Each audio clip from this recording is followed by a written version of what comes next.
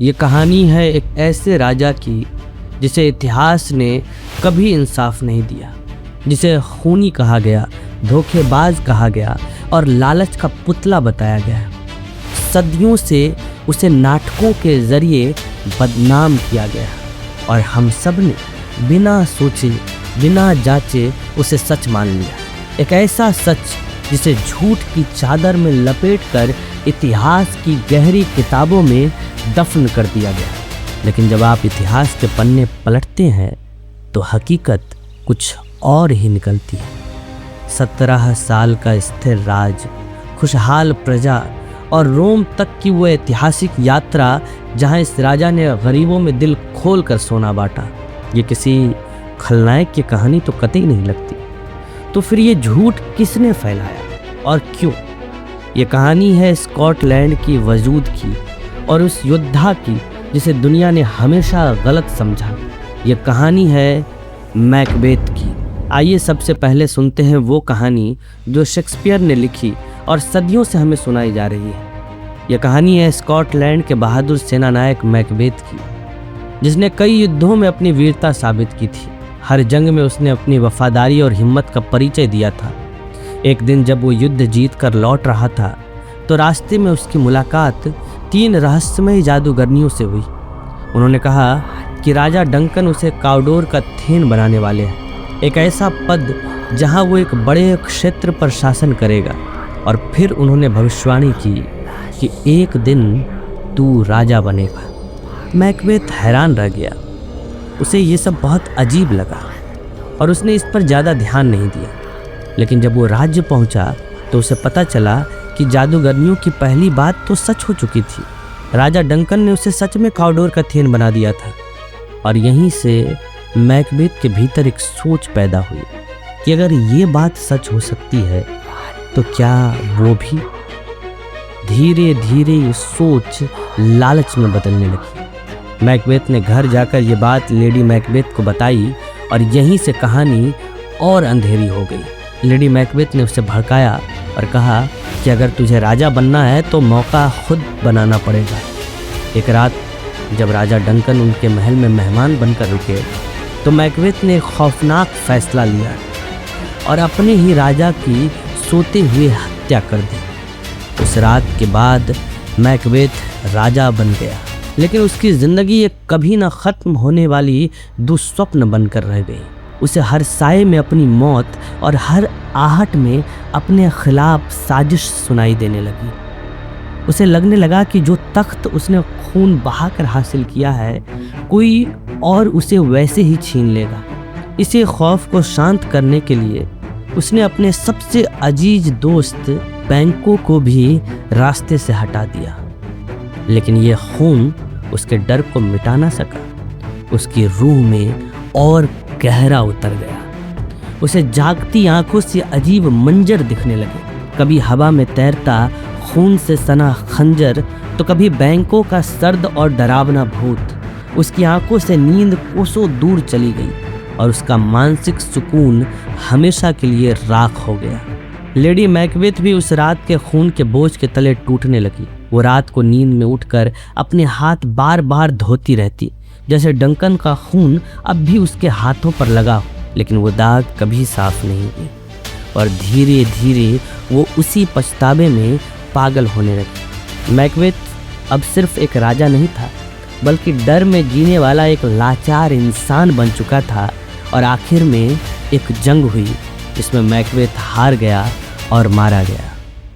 ये वो कहानी है जो हमें बताई गई, पर क्यों? असल में जब शेक्सपियर ने मैकबेथ लिखा तब इंग्लैंड की गद्दी पर राजा जेम्स प्रथम बैठा था। शेक्सपियर हर हाल में अपने नए राजा को खुश करना चाहते थे। राजा जेम्स को जादू टोने और बिचेस की कहानियों में विशेष दिलचस्पी थी।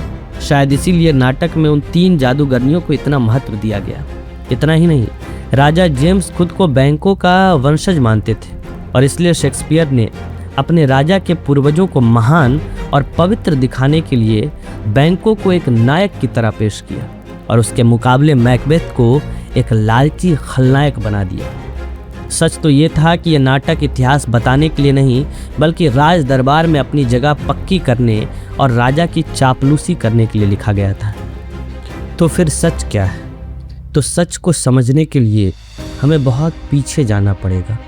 उस समय जब स्कॉटलैंड नहीं था बल्कि अलग अलग कबीलों की ज़मीन थी। उत्तर और पूर्व में पिक्ट्स का राज था, पश्चिम में स्कॉट्स, दक्षिण पश्चिम में ब्रिटन्स और दक्षिण पूर्व में एंगल्स। ये सब अपनी सीमाओं, अपनी भाषा और अपनी पहचान के लिए सदियों से एक दूसरे के खून के प्यासे थे। 8वीं सदी के अंत में समुद्र से वाइकिंग के रूप में खूंखार लुटेरे का एक ऐसा सैलाब आया जिसने सब कुछ राख कर दिया। इस तबाही ने कट्टर दुश्मन कबीले को अपनी जान बचाने के लिए एकजुट होने पर मजबूर कर दिया। इसी खौफ के साये में केनेथ मैकल्पिन का उदय हुआ, जिसने भांप लिया था कि जब तक ये बिखरे हुए कबीले एक मुट्ठी नहीं बनते तब तक इन समुद्री दरिंदों को रोकना नामुमकिन है। केनेथ ने चालाकी और क्रूरता से पिक्ट्स को निशाना बनाया। इतिहास में इसे मैकल्पिन की गद्दारी कहा जाता है, जहां उसने स्कून की दावत में उन नेताओं को बुलाकर धोखे से कत्ल कर दिया और एक ही रात में उनका राज छीन लिया। इस खूनी तख्ता पलट के बाद केनेथ ने पिक्ट्स और स्कॉट के राज्यों को एक छत्र के नीचे लाकर किंगडम ऑफ अल्बा का गठन किया, जो आधुनिक स्कॉटलैंड की असली शुरुआत थी। पिक्ट्स के इस विशाल साम्राज्य के भीतर एक अत्यंत शक्तिशाली इलाका था, मोरे। मोरे सिर्फ एक जमीन का टुकड़ा नहीं था बल्कि पिक्ट्स की पुरानी शान और आज़ाद रूह का आखिरी किला था। यहाँ के शासक मोरमेयर खुद को किसी राजा से कम नहीं समझते थे। पिक्ट्स के संगठन के दौरान जब पूरा उत्तर केनेथ के झंडे के तले आ रहा था, तब भी मोरे के सरदार हाइकिंग्स को अपना मालिक नहीं बल्कि बराबर मानते थे। उनके लिए हाइकिंग्स महज बराबर वालों में पहला था। वो हाइकिंग्स के दरबार में सिर झुकाने नहीं बल्कि अपनी शर्तों पर हाथ मिलाने आते थे।